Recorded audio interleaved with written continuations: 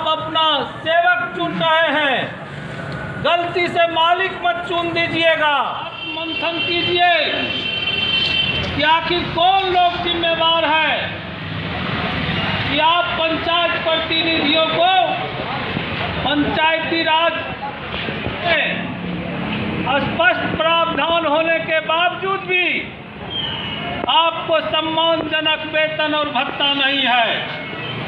पंचायती राज act में स्पष्ट प्रावधान है कि निर्वाचित जनप्रतिनिधि वेतन और भत्ता पा सकेंगे, परंतु इसका निर्धारण समय समय पर राज्य सरकार करेगी। और आप जिनको सरकार के पास अपना प्रतिनिधि बनाकर भेजे, आप देखिए 12 साल में आपके लिए कितना बार आवाज उठाए।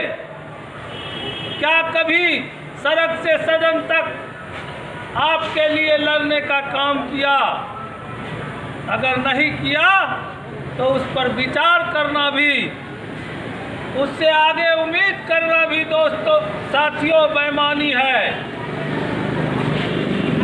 आप इस बात के लिए भी समीक्षा कीजिए कि जो लोग 12 साल, एक युग होता है 12 साल, और 12 साल में आपका किसी मोड़ पर 12 जनप्रतिनिधियों का मदद नहीं कर सका। लगातार जनप्रतिनिधि पर हमला हुआ, जनप्रतिनिधि की हत्या हुई। आप देखिए, समीक्षा कीजिए, छोड़ दीजिए जनप्रतिनिधि के सुरक्षा का सवाल। जनप्रतिनिधि की हत्या हुई, पीड़ित परिवार से मिलने का भी इनको मौका नहीं मिला। उनके दर्द को बांटने के लिए, उनके परिजन का आंसू पोंछने के लिए भी कभी गया। इस बात को देखिए, इस बात पर समीक्षा कीजिए, इस बात का समीक्षा कीजिए कि जिस तरह से आपके विधायक राजवंशी बाबू को आप लोग जिताए और इस उम्मीद के साथ जिताए, या उम्मीद आप करते हैं कि पटना में कोई काम होगा तो जाएंगे अपने माननीय विधायक के पास, और जाते हैं, माननीय विधायक आपका काम करते हैं। आप सोचिए, ठीक उसी प्रकार जनता ने माननीय विधायक को चुना, आम जनता ने, और आप जनप्रतिनिधि अपने एमएलसी को चुनते हैं। और याद कीजिए, बहुत सारे जनप्रतिनिधि यहाँ होंगे जो 2 बार 3 बार से होंगे। कोई जनप्रतिनिधि ये कहे कि मेरा एक कोई जनता बीमार था, मेरे जनता का या मेरा खुद का कोई काम पटना में था और हम गए, हम अपने एमएलसी के आवास पर पटना, मेरा मदद हुआ, मेरी बात को सुना गया। कोई नहीं मिलेगा साथियों, है आपके लिए नहीं है, आपकी हक की बात कभी नहीं करते हैं, आपके मान सम्मान की चिंता उनको नहीं है। इसलिए इस बात को गंभीरता से सोचने की जरूरत है। अगर 4 तारीख को चुनाव है, थोड़ा सा पेन मिस्टेक हो गया तो समझिए 6 साल के लिए आपको पछताना पड़ेगा। इसलिए सोच समझ करके निर्णय लीजिए। आप अपना सेवक चुन रहे हैं, गलती से मालिक मत चुन दीजिएगा। सेवक का मतलब होता है कि 12 बजे रात में भी अगर जरूरत पड़ी, आप याद कीजिए, कोई जनता को 12 बजे रात को जरूरत होती है, आपका दरवाजा खटखटाता है, आप उनके काम को लेके अस्पताल जाते हैं, थाना जाते हैं, जहां जनता को लगता है कि यहाँ मेरा प्रतिनिधि मुझे मदद कर सकता है, आप जाते हैं, लेकिन आप सोचिए कि आपका जो एमएलसी है रहे, क्या कभी कोई ऐसा उम्मीद भी कोई करता है कि 12 बजे रात में हमको ज़रूरत होगी, मेरे लिए मेरा जो है प्रतिनिधि, मेरा एमएलसी मेरा मदद करेगा। साथियों, ये बहुत ऐसे लोग बहुत घटिया सोच के लोग होते हैं। आप जो पंचायत के जनप्रतिनिधि हैं की बातें करके जब चुनाव आता है तो ठगने का प्रयास करता है। मैं पूछता हूं साथियों कि 12-13 साल से लगभग एमएलसी है, इस 13 साल में कभी ठंडा पड़ा था कि नहीं?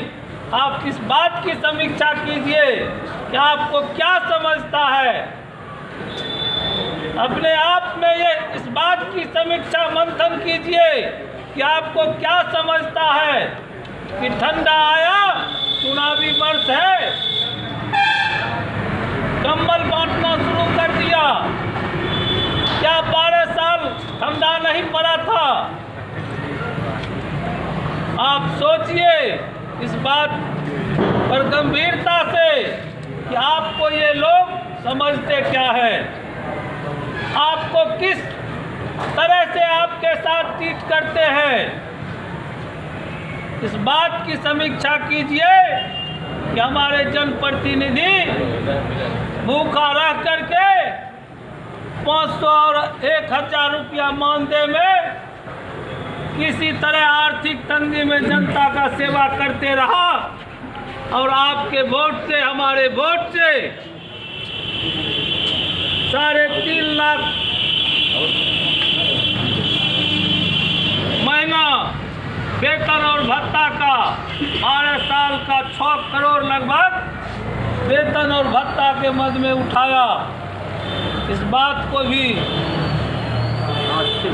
काफी समीक्षा कीजिए कि 12 साल का 36 करोड़ एमएलसी फंड कहाँ लगाए हैं, किस जगह लगाए हैं, किस पंचायत में लगाए, उसके ठेकेदार कौन थे? क्या आप लोग के संज्ञान में कोई ऐसा योजना है, कोई महत्वपूर्ण योजना जो जनहित का है?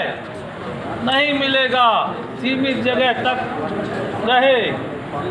हजारों चापानल एमएलसी फंड का कहाँ लगाए, किन्हीं को नहीं पता चलता है। इसलिए आपसे विनती और अनुरोध करने आया हूँ कि आप ऐसे घटिया सोच के लोग, घटिया मानसिकता के लोग से सावधान रहें। सावधान रहें ऐसे लोगों से जो 5 साल सोए रहेगा और 6ठा साल जब चुनावी वर्ष होगा तो गली गली आपको खोजना शुरू कर देगा, आपको तरह तरह से समझाने का प्रयास करेगा। इसलिए साथियों, हम आपसे विनती और अनुरोध करने आए हैं कि हम छात्र जीवन से राजनीति में हैं और हमेशा 25 साल से ज़्यादा समय से संघर्ष में मेरा जीवन रहा है। हम छात्र जीवन से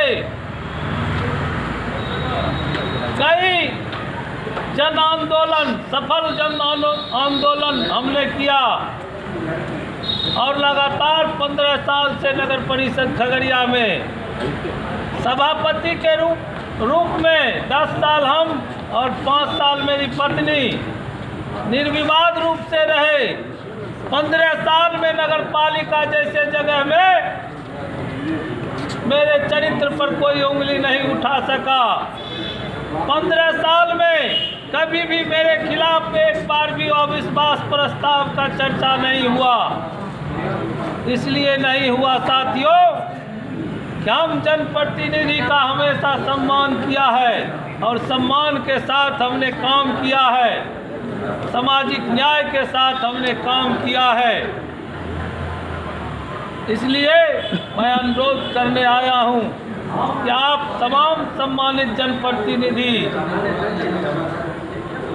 निर्णय ले, सही दिशा में निर्णय ले और